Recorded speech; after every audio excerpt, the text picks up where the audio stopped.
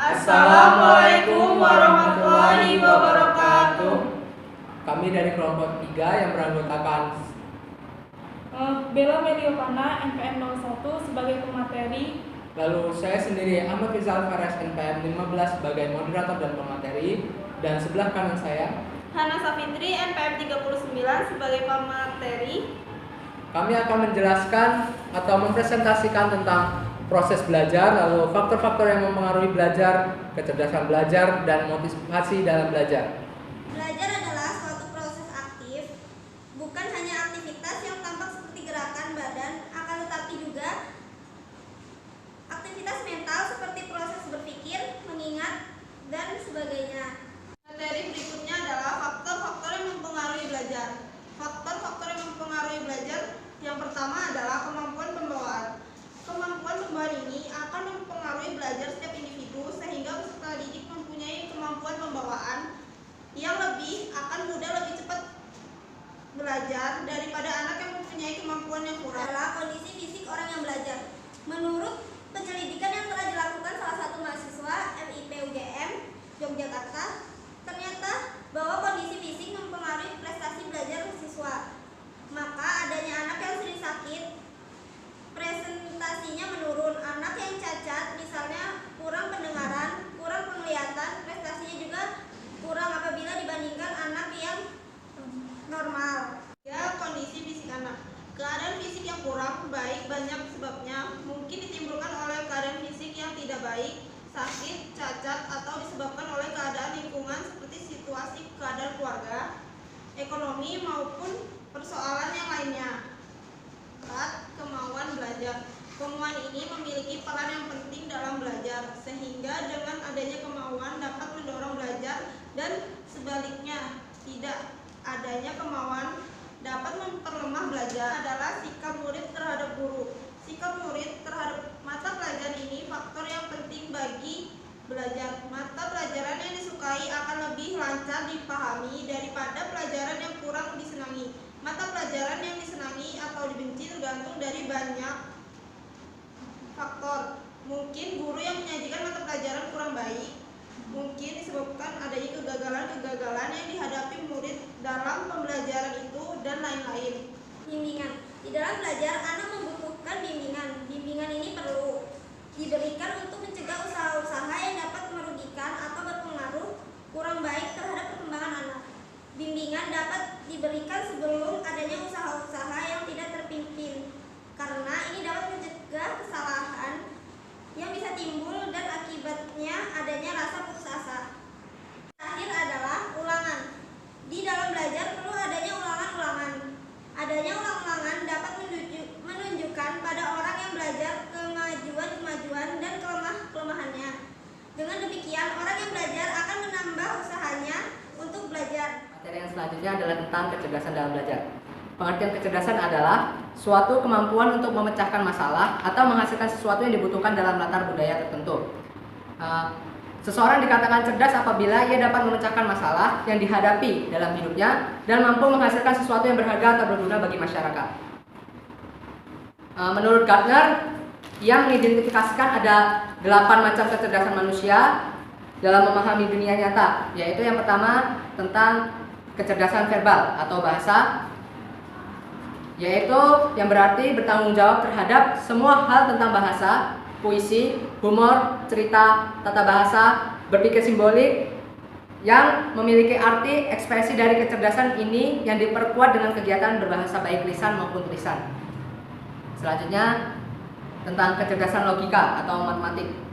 Kecerdasan logika atau matematik ini memiliki arti bahwa berpikir ilmiah, yaitu kecerdasan ini diarahkan bila seseorang menghadapi masalah atau tantangan dan berusaha untuk menyelesaikannya. Yang ketiga adalah kecerdasan visual atau ruang. Kecerdasan ini berkaitan dengan misalnya seni rupa, navigasi, kemampuan pandang ruang, dan arsitektur. Kuncinya adalah kemampuan indera pandang dan imajinasi, lalu cerita khayal pada masa kecil seperti menghayal, mimpi terbang, mempunyai kekuatan ajaib sebagai pahlawan atau sangat erat dengan perkembangan tersebut. Selanjutnya yang keempat, yaitu kecerdasan tubuh atau gerak tubuh. Ini memiliki arti dapat mengendalikan kegiatan tubuh untuk menyatakan perasaan seperti menari, bermain olahraga, badut, mengetik, dan lain-lain. Bentuk-bentuk ekspresi dari kecerdasan dalam belajar pada anak yaitu gerakan tubuh dapat memahami dan berkomunikasi dan tidak jarang dapat menyentuh sisi jiwa manusia yang paling dalam. Lalu selanjutnya ada kecerdasan musikal atau ritmik. Ini memiliki arti bahwa melibatkan kemampuan manusia untuk mengenali, lalu menggunakan ritme dan nada. Selanjutnya serta terhadap bunyi-bunyian di lingkungan sekitarnya. Lalu ada kecerdasan interpersonal, yaitu berkaitan dengan kemampuan bekerja sama dan berkomunikasi baik verbal maupun nonverbal dengan orang lainnya. Ini mampu mengenali perasaan, temperamen maupun motivasi orang lain. Pada tingkat yang lebih tinggi, kecerdasan ini dapat membaca konteks kehidupan orang lain. Lalu kecenderungannya, kemungkinan keputusan yang akan diambil. Kecerdasan ini tampak pada para profesional seperti konselor, guru, terapis, politisi, dan pemuka agama. Selanjutnya ada kecerdasan intrapersonal, yaitu mengendalikan pemahaman tentang aspek internal diri seperti perasaan, proses berpikir, lalu refleksi diri, spiritual, dan menurut Gardner sendiri kecerdasan ini merupakan jenis yang paling individual sifatnya dan memerlukan kecerdasan yang lain.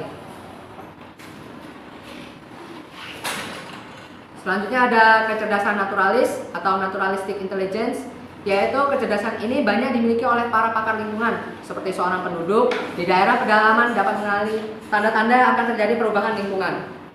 Misalnya dengan adanya gejala-gejala yang melihat rumput atau daun patah, maka dapat memastikan siapa yang baru saja melintas. Selanjutnya ada kecerdasan spiritual, yaitu kecerdasan spiritual banyak dimiliki oleh pakar rohaniawan. Kecerdasan ini berkaitan dengan bagaimana manusia berhubungan dengan Sang Pencipta. Lalu kecerdasan ini dapat berkembang pada setiap orang melalui pendidikan agama. Selanjutnya ada kecerdasan eksistensial. Kecerdasan eksistensial banyak dimiliki oleh para filsuf karena hal tersebut dapat memahami, menyadari, dan menghayati dengan benar keberadaan dirinya di dunia ini dan apa tujuan hidupnya. Lalu menurut Asti Budiningsih, pada dasarnya semua orang memiliki kecerdasan masing-masing. Namun, tentu saja tidak semuanya berkembang atau dikembangkan pada tingkatan yang sama, sehingga tidak dapat digunakan secara efektif. Selanjutnya saya akan menjelaskan tentang motivasi dalam belajar. Menurut Wood dan Mosquez, motif adalah suatu tujuan jiwa yang didorong individu untuk aktivitas-aktivitas tertentu dan untuk tujuan tertentu terhadap situasi sekitar.